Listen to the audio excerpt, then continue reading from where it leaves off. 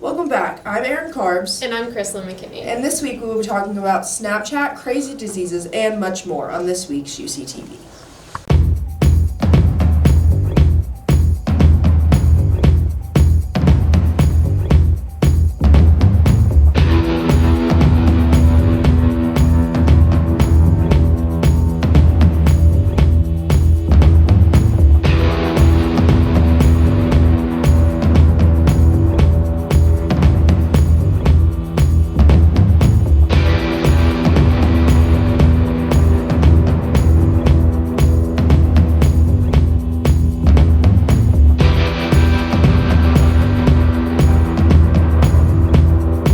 First off, I just want to thank everyone for joining us today. Our first field reporter this week will be talking about the safeties of Snapchat. Erin, do you think that Snapchat is safe for teens? I really don't know. Let's send it over and see. So, is Snapchat dangerous? Well, that's really up to the user. There are many settings on Snapchat that allow you to determine who sees you and who adds you and certain things like that. Like, you can accept or decline follow requests, or you can have a setting on or off that's called ghost mode. This allows you to let people see your location on Snap Maps or to not let them see that. Or you can allow certain people, only certain people, to see you on Snapchat. So please stay safe out there, guys. I don't want to see any of you guys get hurt, and there are a lot of dangerous people out there. Emily Lockridge, UCTV News. Thank you. Do you have your Snapchat location on? I have it on for some people to see, but not many. Do you? I turn mine on sometimes, but I don't leave it on all the time just because I don't want those crazy people knowing where I am. Did you know that Snap Maps changed with the weather in your location? I did not, but while on that topic, let's send it over to Caitlin to tell us what the weather's going to look like outside this week. This week, things look like we're going to get a nice little preview of spring. On Monday, we're even going to get up into the 60s. It's going to cool down a little throughout the week, but by Friday, it'll warm back up with a high of 57. Get out there and enjoy this nice weather outside. I'm meteorologist Caitlin Parker, and here's JC with some information on the coronavirus. As many of y'all have heard, there is a new virus spreading throughout small cities in China. This scary virus is known as the coronavirus. The CDC recently reported there has been a few additional cases in the United States and other international locations. This is still an ongoing investigation with the Centers for Disease Control and Prevention. We will keep you updated with the information in the next few weeks. JC Still, UCTV. Thank you, JC and Caitlin. I actually just saw on Twitter that some cases have popped up in Oklahoma. So everyone, please take care of yourselves and be aware of your surroundings. We do have a very sad topic ahead. Here's junior Emily Lockridge with a special report on Kobe Bryant. On January 26th, Kobe Bryant and his 13-year-old daughter, Gigi, tragically passed away in a helicopter crash, along with 7 other people. Kobe has inspired millions of people worldwide with his sportsmanship on and off the court, along with his kindness to those around him. As the country mourns the loss of a legend, he will be remembered as a hardworking man who dedicated himself to a single team and his community, including the foundation of the Mamba Sports Academy. His words of advice will forever stick in the heads and hearts of those who hear them. One of Kobe's more known quotes follows as, "The most important thing is to try and inspire people so that they can be great at whatever they want to do." Kobe, you have inspired everyone around you to be the best versions of themselves, and we thank you for that. Kobe Bryant was one of the first that actually came out straight out of high school to play in the pros. You have to be really, really good, you have to be really, really dedicated, and you have to really, really put in the time to be that good. So I think that inspires me, and it inspires all the young kids to try to be as good as they can be at an early age.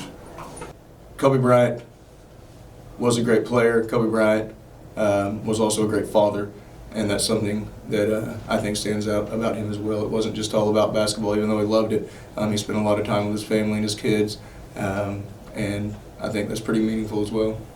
Our students were majorly affected by this loss. When asked how Kobe impacted their lives, junior Tyler Ross commented that he would mimic Kobe's fadeaway shot while throwing away trash in his kitchen. Ross also stated, "Kobe made me push to be a better person and get better at sports over the summer and succeed." Another junior, Tanner Voss, was asked if Kobe inspired him to be a better player. He paused with a sad smile on his face before saying, "Kobe made me want to be the best person on and off the court I could possibly be." Kobe not only inspired players on the court, but in Caitlin Parker's case, it bonded her and her cousin together. Parker mentioned that Kobe was one of our biggest idols and really showed us how people can still stay true to themselves even when they get big. As we kept talking during the interview, Voss commented, "How many people are actually known worldwide by their first name?" Our hearts go out to the Bryant family. We are also keeping the families of John, Carrie, and Alyssa Altabelli, Christina Mouser, Sarah and Peyton Chester, and Era Zobayan in our thoughts and prayers. Thank you for inspiring millions, Kobe. Emily Lockridge, UCTV News.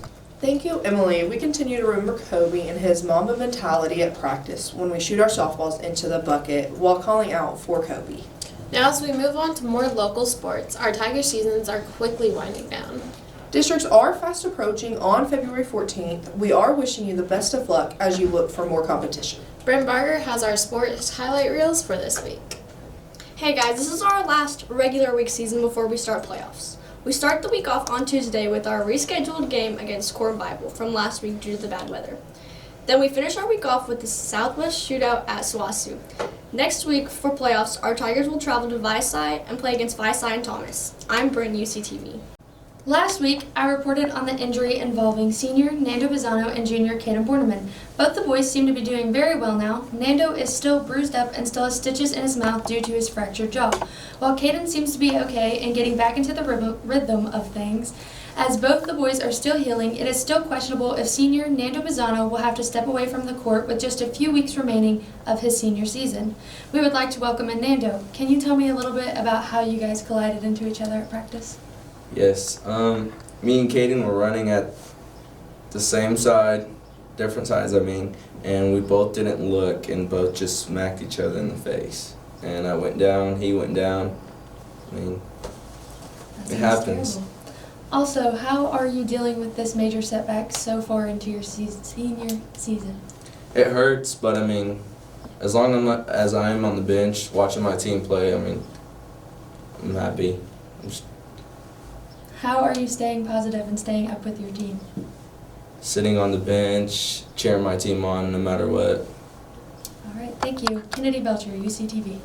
Thank you, Kennedy and Bryn. Hopefully both of them are healing fast and can get back to the court soon. We want to thank everyone for joining us. Please stay tuned for the Whatever Show with Caden Borneman and Dylan Graves. I'm Erin Carbs. And I'm Chrislyn McKinney. And this is UCTV.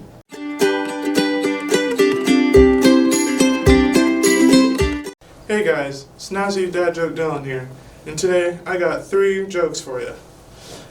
Alright. A lot of people ask me, what's the best part about Switzerland? I'm really not sure, but the flag is a big plus. Throughout my time, a lot of people ask me, what's the least spoken language? I always respond, sign language. Yesterday, I bought some milk, because I ran out. And the cashier asked me, would you like it in a bag?